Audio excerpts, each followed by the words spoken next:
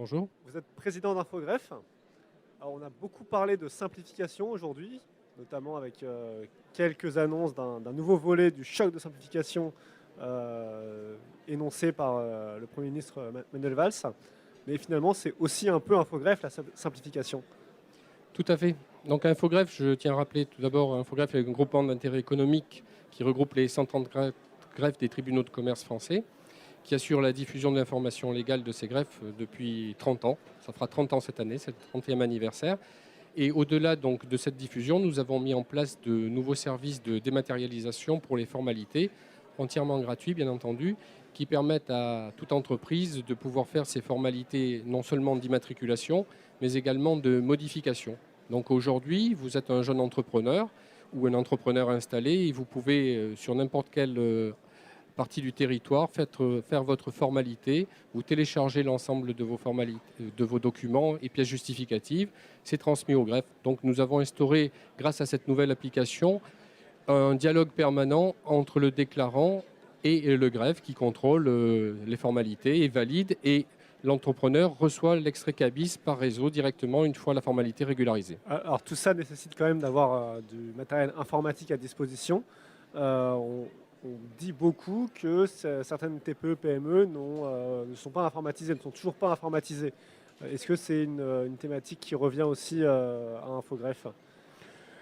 Eh écoutez, je ne pense pas, puisqu'aujourd'hui, on a vu que grâce à cette nouvelle application que nous avons lancée début juin, que nous avons fait 100% de plus de formalités dématérialisées. Nous sommes aujourd'hui à 200 000 formalités dématérialisées, donc ce qui est vraiment fantastique et qui démontre que beaucoup de petites entreprises utilisent ce nouveau service, notamment parce qu'il est gratuit et didactique, puisque en fait, l'entrepreneur est guidé au travers de la formalité.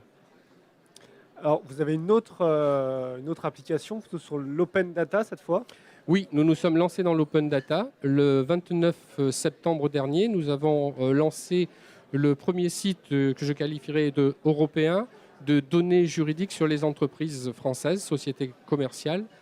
Et nous avons ouvert ce site qui permet de télécharger l'ensemble des données relatives à l'identification d'une entreprise commerciale sous format de fichiers. Donc différents fichiers peuvent être téléchargés, les immatriculations, les radiations, ce que l'on appelle les chiffres clés qui comportent donc le chiffre d'affaires, le résultat et l'effectif d'une entreprise sur les 3 derniers exercices. Ces fichiers sont téléchargeables gratuitement et le but est de permettre donc la création et l'innovation telle que cela a été souhaité par la loi Macron. Alors, est-ce que vous avez des exemples d'innovation possibles grâce à ces fichiers? Pour l'instant, non, on n'a pas encore vu de start-upers. Là, on a un stand qui est ouvert là, au premier étage.